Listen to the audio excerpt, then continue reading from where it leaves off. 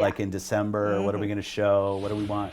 So a lot of our focus right now is on the showcase in June, but there's some news that's coming out. I mean, things that news that's coming out. Like, you know, like we did the course, GoldenEye. yeah. I was thinking like, you know, GoldenEye type announces. So there'll be things in available games available in different services. Obviously, the Game Pass portfolio continues to grow, but most of our focus as a team is really on getting ready for showcase. We've got Redfall coming. We've got Minecraft Legends coming. We've got Starfield coming. We've got Forza coming. So I love the fact that the portfolio's here and people are starting to play. And starting off the year with Hi-Fi was so fantastic. Oh, what a game as well.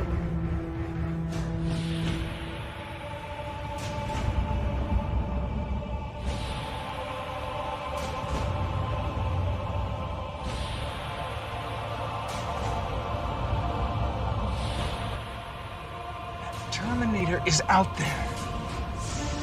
It can't be bargained with. It can't be reasoned with.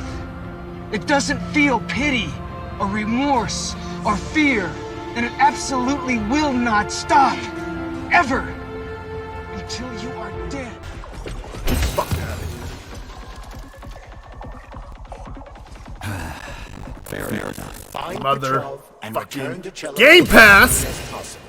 This will be the best outcome for everyone. I need rings, Super Bowl size. I need a fine dime with some Super Bowl thighs. You say you the truth, that's a Super Bowl lie. I flex on a nigga like a super swole guy. You come into the squad and you super gon' die. I make it look easy and I super don't try. It's funny, everybody always looking up to me, but I've always been a super short guy. Bye.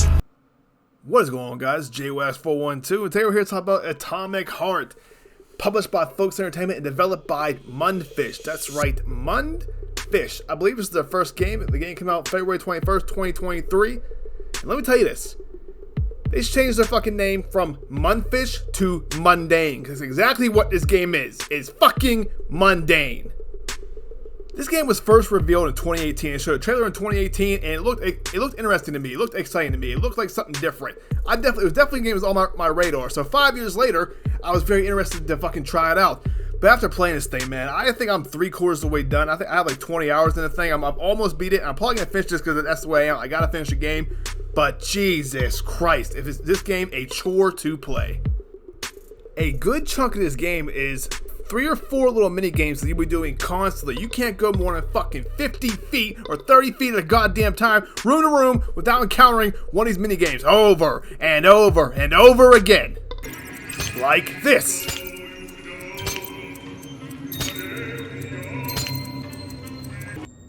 And this.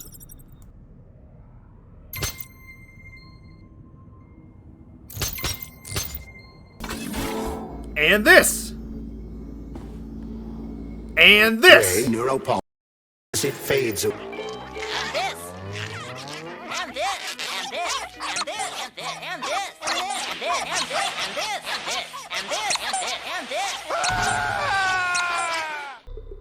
Jesus fucking Christ, man! It was every minute. It seemed like I had to have done over 100 damn puzzles and the same little mini games, the same exact ones in my time in this game. It was fucking ridiculous. The UI and interface, like the shit you go to upgrade all your weapons, it's one of the worst I've ever seen. It's one of the most unintuitive upgrade fucking systems I've ever goddamn seen in my life. It looks like a PC game from 2008. That's how fucking dated this thing looks. And probably the biggest problem I have with this game is the combat. The combat is not that good. You have a ton of abilities you can upgrade. They have a decent amount of weapons that you can buy, craft, upgrade, improve upon, but it does not fucking work right. It's so goddamn janky with its first person view. They really emphasize melee combat.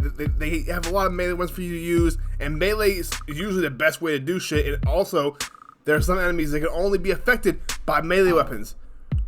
But these enemies move sometimes at such a fast fucking pace with the camera shaking, and it just does not fucking go well.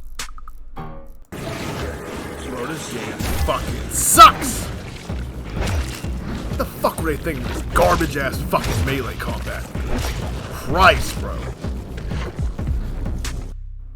And that wasn't even a super fast enemy. But there are some boss fights here where they are fucking quick. They are moving around the map so fast, and it's hard to fucking turn and locate where they're at. There's no like indicator to tell you where the enemy's at, like you're like a little arrow like that.